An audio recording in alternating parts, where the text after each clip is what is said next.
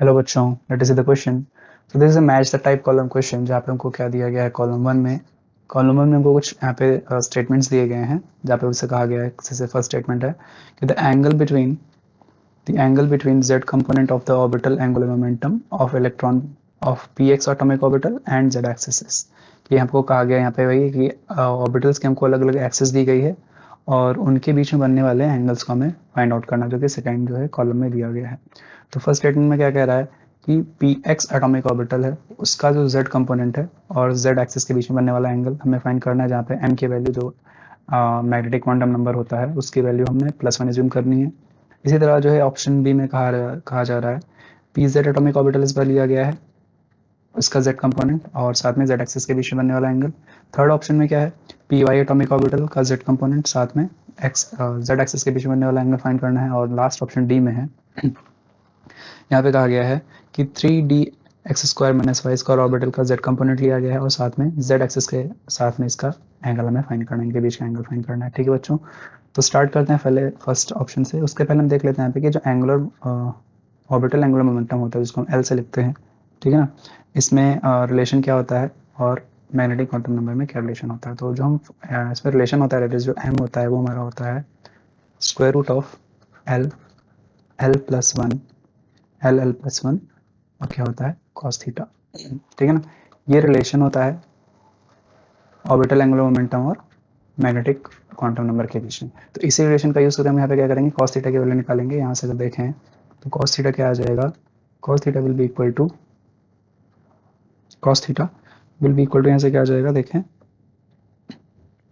M upon square root of l l plus one. ठीक है ना, तो ये फॉर्मूला है, इस फॉर्मूले का यूज करके हम यहाँ पे निकालेंगे, एंगल निकालेंगे, जेड कंपोनेंट्स होंगे अलग अलग एक्सिस के और साथ में उसका जो है जेड एक्सिस के रेस्पेक्ट में। ठीक, फर्स्ट स्टेटमेंट है, पहला है यहाँ पे पी एक्स एटॉमिक ऑर्बिटल है जिसके लिए हमें एम की वैल्यू क्या दी गई है, +1 दी गई है। एम की वैल्यू क्या दी गई है, +1 दी गई है और साथ में हमको क्या दिया गया है यहाँ पे जेड कंपोनेंट है ना। अब पी एक्स के लिए अगर P axis sorry P orbital के लिए हम एल की वैल्यू निकालें तो हमको क्या पता कि जो एल की वैल्यूज होती हैं, एक मिनट, एल की वैल्यू जैसे 0 हो सकती है, 1 2 and 3 and so on.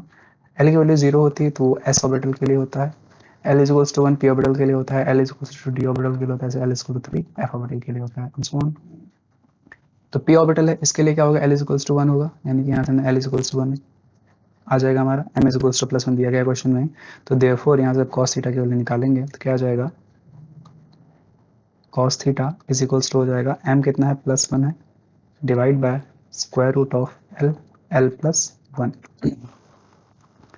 This implies cos theta is equals to क्या हो जाएगा, 1 अपॉन, यहाँ पे एम था ना, फिर से एक बार फॉर्मूला लिख लिया मैंने। एम की वैल्यू 1 है, एल की वैल्यू कितनी है, ये भी 1 ही है, तो 1 into 1 plus 1 is equals to क्या हो जाएगा, 1 अपॉन स्क्वायर रूट ऑफ 2 बचेगा, नीचे स्क्वायर रूट ऑफ 2 हो जाएगा। हमको पता है कि कॉस में जो है 1/√2 किसकी वैल्यू होती है, वो होती है कॉस 45 डिग्रीज की, यानी कि यहाँ से हो जाएगा दिस इंप्लाइज कॉस थीटा अगर क्या है कॉस 45 डिग्रीज के इक्वल है, दिस इंप्लाइज थीटा हमारा क्या हो जाएगा, it will be equal to 45 degrees, यानी कि जो पी एक्स एटॉमिक ऑर्बिटल है उसका जेड कंपोनेंट और उसके जेड कंपोनेंट का जेड एक्सिस साथ कितना एंगल बनेगा, 45 डिग्री बनेगा। तो ए किससे मैच हो जाएगा, ए मैच हो जाएगा क्यू से। इसी तरह अगर बात करें बी की, ठीक है, बी की बात करने से पहले यहाँ पे हम एक चीज़ क्या देखेंगे कि पी ऑर्बिटल में क्या होते हैं, पी जो ऑर्बिटल होता है उसमें 3 ऑर्बिटल्स होते हैं ना, p x p y p z, p shell में 3 ऑर्बिटल्स होते हैं। अब यहाँ पे बात करें क्या, यहाँ अगर हम देखें तो हमने क्या जूम किया हुआ है यहाँ पे, हाँ यहाँ पे जैसे एक होता है हमारा +1 फिर 0 फिर -1 होता है ना, तो +1 हमने किसके लिए बताया है, क्वेश्चन में कहा गया था पी एक्स के लिए, ठीक है ना। तो पी वाई के लिए हम क्या करेंगे, पी वाई के लिए हमारा क्या हो जाएगा, 0 हो जाएगा और पी जेड के लिए क्या हो जाएगा, हम -1 एज्यूम करेंगे, ये एम की वैल्यूज़ हैं, ठीक है ना। तो ये हम यहाँ पे एज्यूम करके चल रहे हैं, इसी अकॉर्डिंग हम क्वेश्चन को सॉल्व करेंगे। ऑप्शन बी में कहा गया है पी जेड एटॉमिक ऑर्बिटल है, इसका जेड कंपोनेंट ले रहे हैं और जेड एक्सिस के बीच में कोई एंगल फाइंड करना है। तो पीजेड के लिए एम की वैल्यू क्या हो जाएगी, अभी हमने देखा पीजेड के लिए एम की वैल्यू क्या हो जाएगी, -1 हो जाएगी, -1 हो जाएगी। एल की वैल्यू अगेन यहाँ पे क्या रहेगी, 1 ही रहने वाली है। तो देयरफॉर दिस इंप्लाइज यहाँ से कॉस थीटा कितना आ जाएगा, कॉस थीटा आ जाएगा हमारा -1 अपॉन एल कितना है, 1 है, तो 1 टाइम 1 + 1 यानी कि कितना आ जाएगा, ये आ जाएगा -1/√2 आ जाएगा। ठीक है, तो cos थीटा में cos थीटा की वैल्यू अगर -1/√2 आती है तो दिस इंप्लाइज यहाँ से क्या हो जाएगा, यहाँ से क्या आएगा, cos theta is equals to -1/√2। इसको जब सॉल्व करेंगे तो यहाँ से आ जाएगा क्या, थीटा की वैल्यू आ जाएगी हमारी 135 डिग्री। कितना आ जाएगा, थीटा हमारा आ जाएगा 135 डिग्री। इसको हम चेंज करेंगे पहले साइन में, ठीक है ना, तो वो सारी चीज़ें यहाँ पे करने के बाद जो फाइनली जो यहाँ पे थीटा की वैल्यू आएगी दैट विल बी 135 डिग्रीज। यानी कि जो पीजेड और एटॉमिक ऑर्बिटल का जेड कंपोनेंट और जेड एक्सिस के बीच में कितना डिग्री एंगल बनेगा, that will be 135 degrees. B किससे मैच हो जाएगा, बी हमारा मैच हो जाएगा पी से। फिर इसी तरह ऑप्शन सी है, सी में क्या है, पी वाई एटॉमिक ऑर्बिटल है। पी वाई एटॉमिक ऑर्बिटल के लिए एम की वैल्यू क्या होगी हमारी, 0 होगी, यहाँ पे देखें हम, ठीक है ना। और साथ में एल की वैल्यू अगेन यहाँ पे 1 ही रहेगा, पी ऑर्बिटल है इसलिए। दिस इंप्लाइज यहाँ से cos थीटा क्या हो जाएगा, cos थीटा हो जाएगा 1/√ऑफ 0 टाइम्स 0 + 1, ठीक है ना, ये हो जाएगा ना, हाँ ठीक है। इज इक्वल्स टू क्या हो जाएगा, एक मिनट, हाँ सॉरी एम की वैल्यू 0 है ना, तो एम ऊपर रहेगा और एल नीचे है, उल्टा मैंने लिख दिया है यहाँ पे। यहाँ पे क्या हो जाएगा, एम 0 है, एल कितना है, 1 ही है, ये कितना जाएगा 0/√2। हमको क्या पता है कि 0 के अपॉन में कुछ भी हो जाए तो हमेशा 0 ही रहता है, तो दिस इंप्लाइज यहाँ से क्या हो जाएगा, cos theta is equals to 0 degree.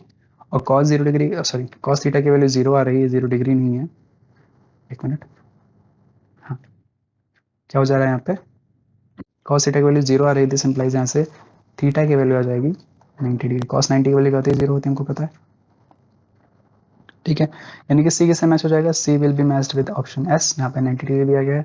Last option में बचता है क्या, यहाँ पे दिया गया 3d² x² ऑर्बिटल है और इसका जो है जेड कंपोनेंट का एंगल निकालना है जेड एक्सिस के साथ में, ठीक है। तो यहाँ पे अगर बात करें हम, इसमें भी पहले एम की वैल्यू फाइंड करेंगे ना हम। अब एम की वैल्यू कैसा फाइंड करेंगे, यहाँ पे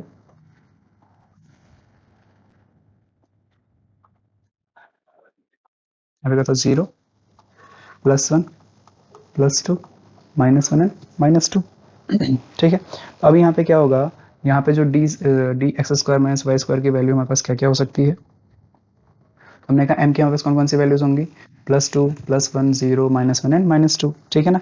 तो यहाँ से हम देखें तो डी जो एम की वैल्यू होगी dz² के लिए,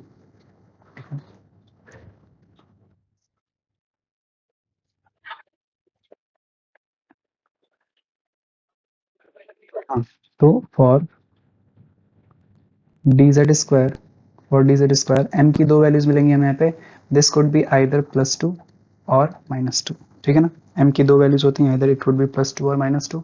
और अगर एल की वैल्यू निकालेंगे तो हमने देखा एल की वैल्यू जो है डी ऑर्बिटल के लिए क्या होती है, 2 होती है, तो एल क्या रहेगा, 2 रहेगा। और एम की वैल्यू हो जाएगी +-2 हो जाएगी। तो देयरफॉर यहाँ से हम देख रहे थे, देयरफॉर cos थीटा क्या हो जाएगा, cos थीटा हमारा फॉर्मूला क्या था, m/√LL-1 √LL+1 सॉरी। तो अगर +2 रखेंगे तो कितना आएगा, √2 टाइम्स 2 + 1, ठीक है, इज इक्वल्स टू 2/√6।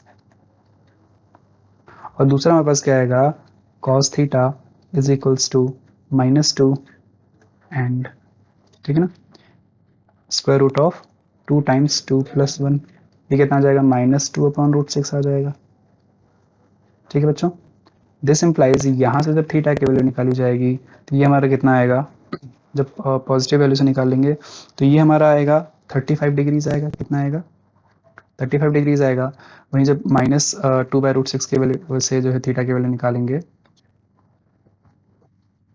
कितना आ जाएगा, थीटा इज इक्वल्स टू यहाँ से आएगा 144 डिग्रीज, कितना आ जाएगा, 144 डिग्रीज। यानी कि यहाँ पे डी ऑर्बिटल के लिए 3d x² - y² के लिए जो एंगल थीटा की वैल्यू आ रही है वो दो वैल्यूज मिल रही है हमें, एक हमको मिल रहा है 35 डिग्रीज, एक हमको मिल रहा है 144 डिग्रीज। तो ऑप्शन में देखें तो ऑप्शन आर हमें दिया गया है कि जो थीटा की value could be less than 45 degree और मोर देन 135 डिग्रीज।